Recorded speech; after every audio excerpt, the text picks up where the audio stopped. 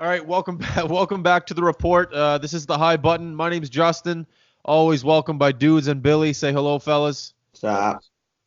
Uh, great report today. We got four great topics I'm excited to talk about. We got the Mitch Marner saga. Saga or saga? Saga. Tomato, tomato, whatever. We'll go saga. We got the Mitch Marner saga. It's been going on all summer. Uh, Training camp is slowly approaching. He still hasn't signed his deal. Dudes, we'll start with you.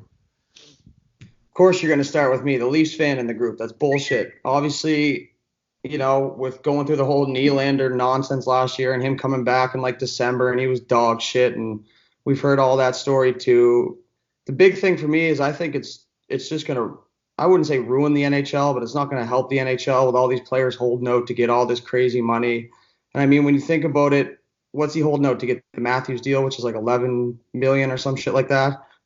10 million, 11 million. I mean, if your childhood dreams to play for the Leafs, then sign the fucking contract and play for the Leafs. They're going to be a dominant team. I hope everything is in place for them to be. I don't know. It just pisses me off. I think maybe probably just because I'm a Leafs fan. Billy? Honestly, I hope Dubas holds out on him, man. Like, you can't have these kids coming in 19, 20 years old, holding out for these huge contracts. It's going to turn into the NBA, and the NBA is a joke right now. It's going to turn into the super team league. Frig off. Fuck it. No. Just cut that shit. Nip it in the ass. Like, you can't just have these kids run over owners who are billionaires and these GMs. Like, this is ridiculous. Like, he's talking about going over and playing in Switzerland or taking offers from teams in Switzerland.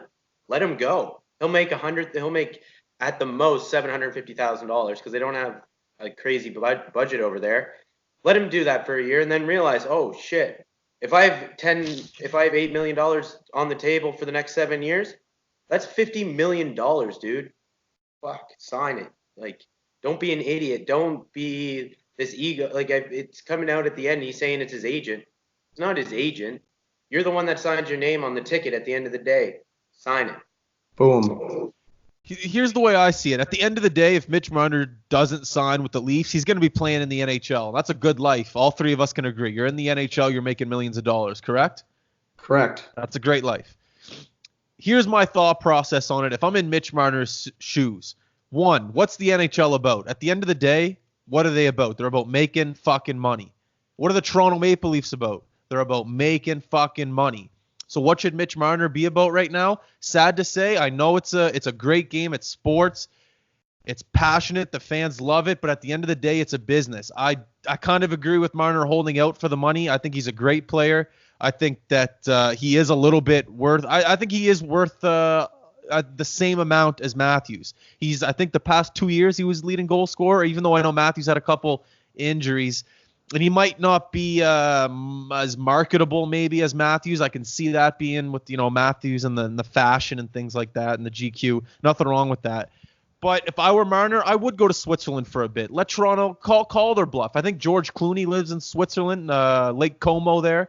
Go over there, have an espresso with Clooney, relax and see if Toronto calls your bluff. I think they will. They called their bluff with Nylander called their bluff and they paid up. I don't know.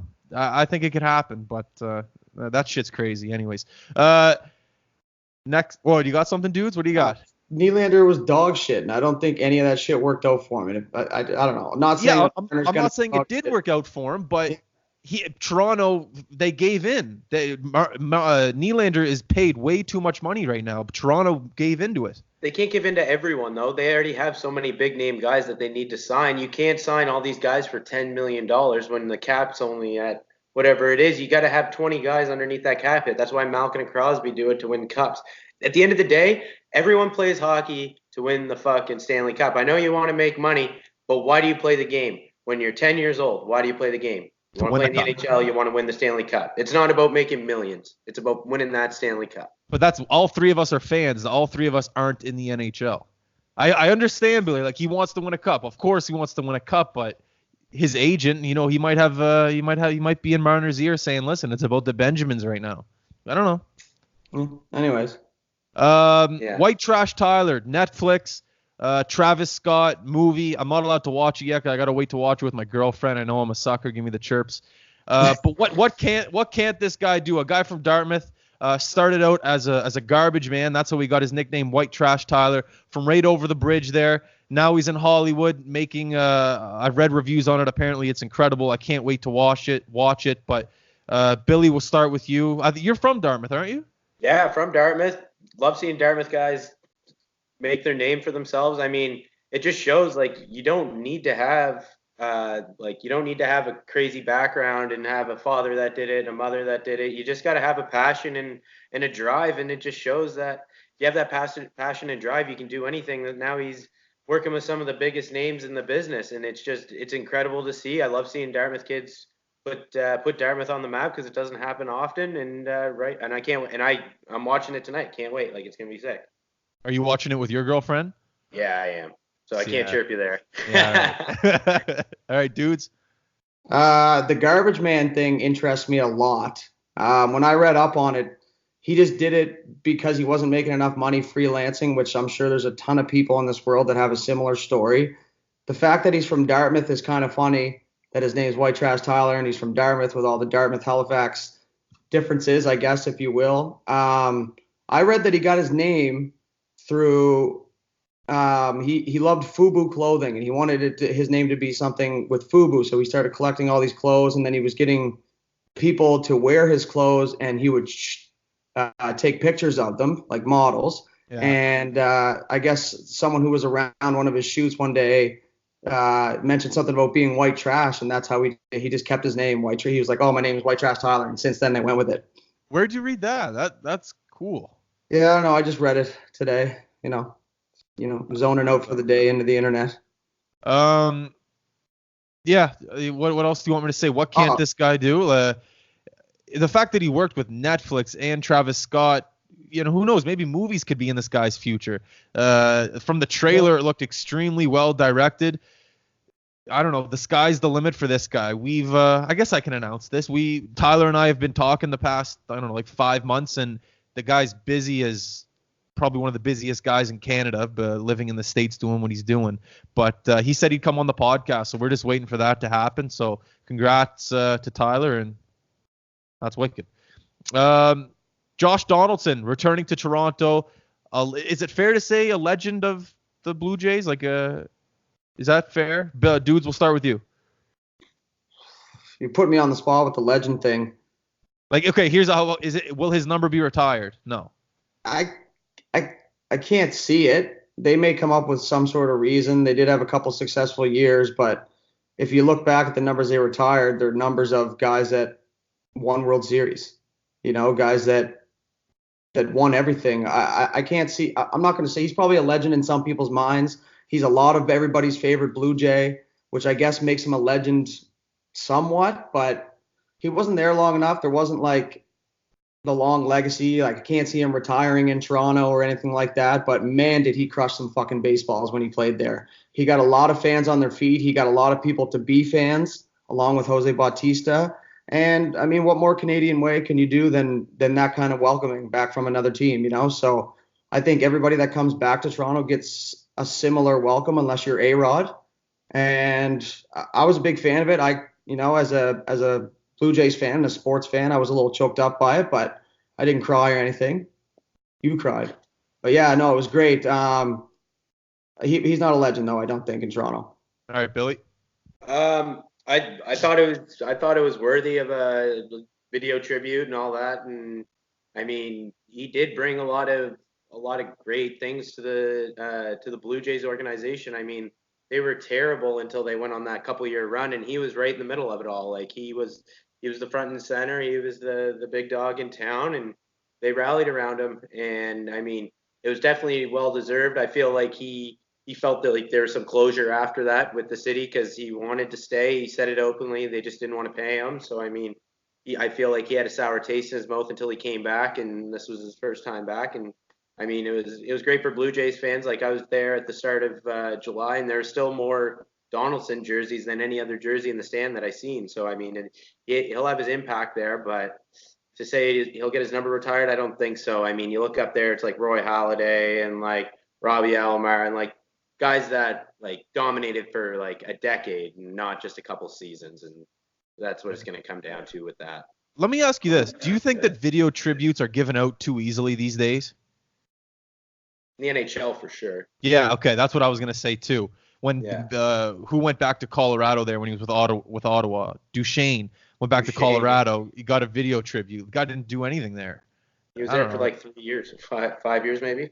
You know, he's like shedding a tear, waving to the crowd in Colorado in the second period when they're down by 2, wearing an Ottawa Senators jersey. I don't know. I think they're giving out too easily. Anyways, JD returning to Toronto. Yeah. One thing I will say about his era in Toronto, I've always said this. When was the year that Bautista hit the homer there? 2015, 2016? 16? I don't know if there was a better summer I've ever had watching sports. I was glued to the TV whenever the Jays were playing, 2:00 in the afternoon. That was one of the best summers for me inside. You know, I was obsessed with the team. I was obsessed with the playoffs and going to the bar and talking to people about it. It was the most fun I've ever had during a Canadian playoff series. And I know a lot of people watching are like, oh, well, what about the Raptors this year? I get it. The Raptors were it was unreal. I had a lot of fun watching the Raptors. That shot that Kawhi hit from the corner was unreal. But the Jays, when they were playing Texas there and they came back, Bautista hit that home run. I was in the living room with my buddies. We were drinking beers, and I don't know. It just took a hold of me. I just loved the sport of baseball, and when JD was there, he was a big part of that team. So I don't know. I'm going to agree, say he's not a legend. I do think the video tribute was worth it. I think he put time and effort into that organization, so it was worth it. He was MVP, right, too? Like, yeah, that's true. Yeah. And the most exciting years in the last probably 15 were those 2 years. So if you have a player who's coming back to your organization who's that loved and brought that much excitement to an entire nation, you give him a fucking video tribute. Yeah. Right? All right, last but not least, the boys. Dartmouth Dry, senior men's, national. Don't shoot me here. Second place. You came second place. You guys played unreal. How many teams were in the tournament? 8, I think. So 8 teams in the tournament. You're the second best team in all of Canada. When I was watching the live stream at the end, there was, I think, 3,000, maybe 4,000 people watching. And then I don't know how many people were in attendance there. But Billy, we'll start with you. How was the experience there? Oh, man. Well, first off, to Chatham, the town, like the baseball community there, it's unbelievable. Like, just incredible, dude. Like, it was like we were walking in from the parking lot to the ball field in the semifinal, and Chatham hit a home run in the bottom of the 6th to go up, and the ground started shaking. Like, it felt like the entire town was there. They were cheering that loud for the senior men's championship. Like, we're like, at the end of the day, we're just average Joes at a regular job, 9 to 5, and then we go to the ball field and play hard. But like, it made it feel like that one time you played it made you feel like the World Series at the moment almost. Like, it was incredible. It was something I'll never forget. I'm super proud of our guys for putting it all out there. At the end of the day, we played 6 games in basically 3 days, and we left it all out there and ended up losing 3-2 at the end. And it was a great weekend. I mean, proud of every single one of the guys out there. All right, dudes. I will second the Miramichi thing. The crowds there were unbelievable. Every game, man. If we were at the main field, the secondary field, if it was Newfoundland and Nova Scotia, 2 of the smaller places, like, the field was packed. It was crazy. And that home run, I'll add, that Miramichi hit in the semifinals, Billy and I were at the very, very far end of the parking lot when we heard the home run, and it literally was loud and clear, shaking the ground where we were standing, way out in the field. Second of all, shout out to the boys, man. What a fucking ride. 6 games, 3 days, or whatever it is. It's hot. The games are intense. There's so many other scenarios going on that you can't control. I don't know, man. It's giving me chills kind of to think about. Second place is shitty, yeah, but to think that we, set this goal in place a couple of years ago when we started to build what we have now as a team, and then all of a sudden we're in the national championship game against the home team, and we lose by 1 run. It's amazing, man. Like, the crowd was insane. You're getting chirped in warm up. They're chanting the whole game. All odds are against you. It was like us against the entire town, right? And it was just unbelievable, though. It's fun to be a part of, man. It's intense, and I'm getting fired up kind of talking about it. So I'll leave it at shout out to the boys for making that shit happen. When you guys were playing in the finals and all those fans were there, did both of you guys just take a second and just take it in? Because I know when you're playing in front of that many people, it's probably hard just to like stay calm and, you know, really just realize how fortunate you were to be in that situation. Because let's be honest, when's the next time you guys are going to play in front of that many fans? Did you guys take a second and just look around? Dude. I took it in more than you probably should during a game. I like to look around and check out the atmosphere and kind of hear what's going on. But I think the thing I took in the most was our crowd. We had maybe 2 bleachers full of just Nova Scotia fans, whether it was the other Nova Scotia team in the crowd or people's families, girlfriends, grandmothers, whatever. That was something that was pretty special to me. My parents were there, I have a girlfriend, you know, a bunch of my buddies and stuff like that. So you look out in the crowd and we're all biting their nails and everything's insane. And then you're out in the field just kind of keeping it calm and trying to make things happen. That was the craziest thing for me. Bill? Yeah, same thing. But like even just going out for warm up, like when we're at home, we play in front of maybe 65, 100 people, like on a good Thursday night out at Beasley Field. And then we showed up for the finals at like 5:30. The game started at 7:30. And we were pushing our way through the crowd trying to get out to the field, and we were supposed to be playing. Like, wow, like it honestly brought me back to when I was playing junior, and like just being the big, like you felt like you're the big show in town, and everyone was there to see you. And just when you're warming up, you had the entire Chatham fans. They were all wearing hats and jerseys, and they're yelling at you, and it just made it a part of the experience that you'll hold with you for the rest of your life. You will never forget losing to the hometown team in front of a packed house. Yeah, it's shitty at the end of the day, you lost, but at the end of the day, it's still a great story. It's still something we'll cherish, and I know I got a silver medal to show for it that I'm going to be super proud of, and of all the guys. When I was watching it on the live stream, it was great. So many people were commenting. Everyone was chirping each other. It was unreal. And the camera guy, if the camera guy's watching this, he did a great job. He kept it wide angle. And whenever you guys scored, he put the camera towards you guys. Whenever Miramichi scored, he put it towards their fans. Great live stream. And I don't know. I was proud of you guys. I felt like I was out there with you. So congrats on everything. So that's all we got for today. Unless you guys got any announcements, any birthdays you want to send out, anything like that, are you good? Yeah. Good. All right. High button. We're out. Peace. Peace.